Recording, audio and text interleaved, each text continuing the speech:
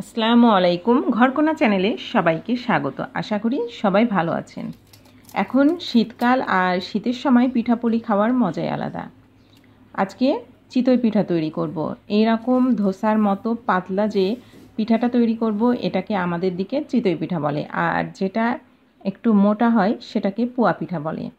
চিতই পিঠা তৈরি করার জন্য আজকে আমি আপনাদের সাথে কিছু টিপস আর ট্রিক্স শেয়ার করব, যেগুলো ফলো করলে আপনারা খুব সহজেই একদম ধোসার মতো পাতলা মচমচে চিতই পিঠা খুব সহজেই বাড়িতেই তৈরি করে নিতে পারবেন।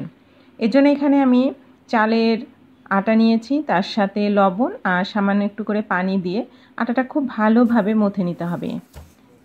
চিতই পিঠা খুব ভালো করতে গেলে যাতে বেশি ছিদ্র হয় সেরকম করতে চাইলে আটাটা প্রথমেই খুব ভালোভাবে মথে নিতে হবে।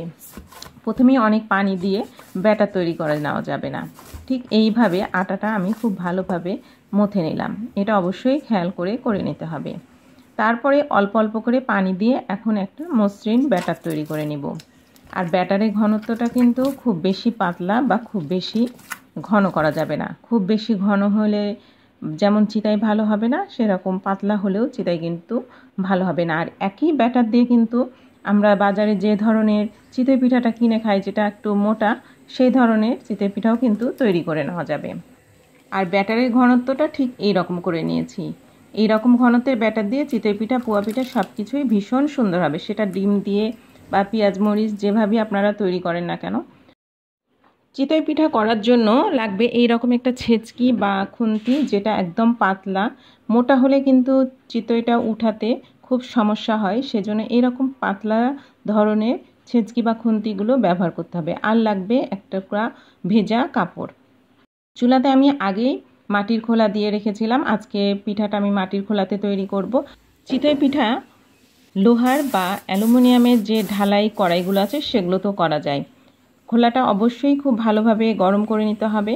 আর চিতই পিঠা করার আগে প্রতিবার ব্যাটারটাকে খুব ভালোভাবে, এখন আমি যেভাবে নাড়ছি ঠিক সেইভাবে নেড়ে নিতে হবে। প্রতিবার ব্যাটারটাকে নেড়ে তারপরে খোলাতে ব্যাটারটা দিতে হবে।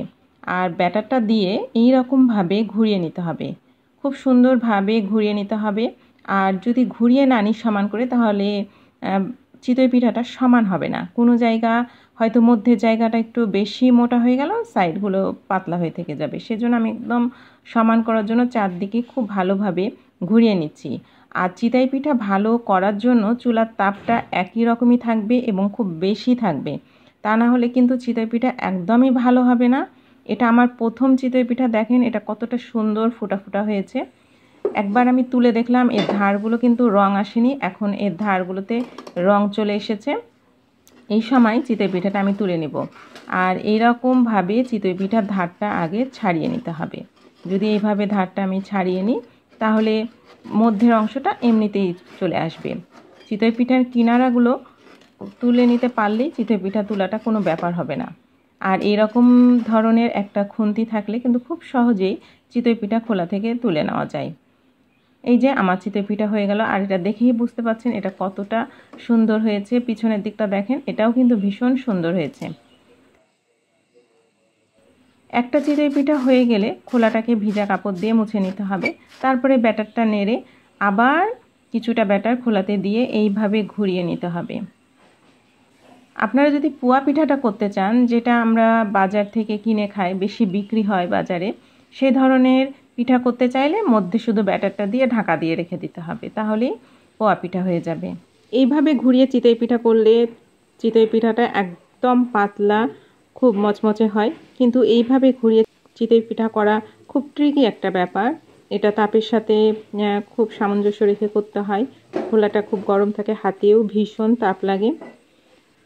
আর দেখেন এখন আমি চিতই পিঠাটা দেখাচ্ছি, এটা কতটা বড় হয়েছে। আমরা যে সব মেলামাইনের প্লেট আছে ভাত খাবার, সেই প্লেটের সমান বড় করে করেছি। আমি যেহেতু অভ্যস্ত এই কাজে, সেই জন্য এরকম বড় করে করতে পেরেছি। আপনারা যখন প্রথম করবেন তখন ছোট আকারের করে প্র্যাকটিস করতে পারেন, আর খুব সহজে কিন্তু চিতই পিঠাটা হয়ে যাবে। আর এটা দেখেন কতটা পাতলা হয়ে আছে, মধ্যের অংশটাও কিন্তু মোটা না, একদম পাতলা হয়ে আছে। অনেকে আছেন কি এইভাবে ঘুরিয়ে করতে পারেন না, হাতে তাপ লাগে, সেই জন্য খোলাতে অনেকগুলো ব্যাটার একসাথে ঢেলে দেয়, তারপরে আস্তে আস্তে করে কিছু ব্যাটার উঠাতে থাকে। এইভাবে করলে চিতই পিঠাটা অনেকটা মোটা হয়, এরকম পাতলা হয় না চিতই পিঠাটা। সেভাবেও করে নেওয়া যায়। তবে এভাবে যদি আপনারা করতে চান, আজকের ভিডিওতে আমি যেসব ছোট ছোট টিপস আপনাদের সাথে শেয়ার করলাম, এগুলো একটু ফলো করলে কিন্তু খুব সুন্দর এরকম পাতলা ধোসার মতো পাতলা চিতই পিঠা বাড়িতেই করে নিতে পারেন। আর ফ্যামিলির সবাইকে নিয়ে কিন্তু এই ধরনের পিঠা এই শীতে আমরা খুব সহজেই এনজয় করতে পারি। আমার বাসায় এই ধরনের পাতলা চিতই পিঠা সবাই ভীষণ পছন্দ করে, সেটা সকালের নাস্তা বা বিকালের নাস্তা যখনই হোক না কেন সবাই এটা খেতে ভীষণ পছন্দ করে। আপনারা এইভাবে প্লেন চিতই পিঠাও করে নিতে পারেন। এর মধ্যে পেঁয়াজ, কাঁচামরিচ, সামান্য একটু হলুদ দিয়ে বা চাই পাতা দিয়ে, অনেক সময় আমি এর মধ্যে সামান্য একটু পুদিনা পাতাও দিয়ে থাকি। এভাবে মশলা চিতই পিঠাটাও করে নেওয়া যায়। আর পোয়া পিঠা করতে চাইলে তো কোনো ব্যাপারই না, খুব সহজেই সুন্দর পোয়া পিঠা হয়ে যাবে। গ্যাসের চুলাতে এইভাবে এত বড় চিতই পিঠা করা কিন্তু কোনো ব্যাপারই না, শুধু সময়ের একটু অপেক্ষা। বেশ কয়েকবার একটু ধৈর্য ধরে করলে আপনিও কিন্তু এইভাবে চিতই পিঠা বাড়িতেই করে নিতে পারবেন। ভিডিওটা যদি আপনাদের ভালো লাগে তাহলে কিন্তু অবশ্যই একটা লাইক করে দিবেন। ভিডিওটা বেশি বেশি করে বন্ধু, ফ্যামিলি সবার সাথে শেয়ার করবেন।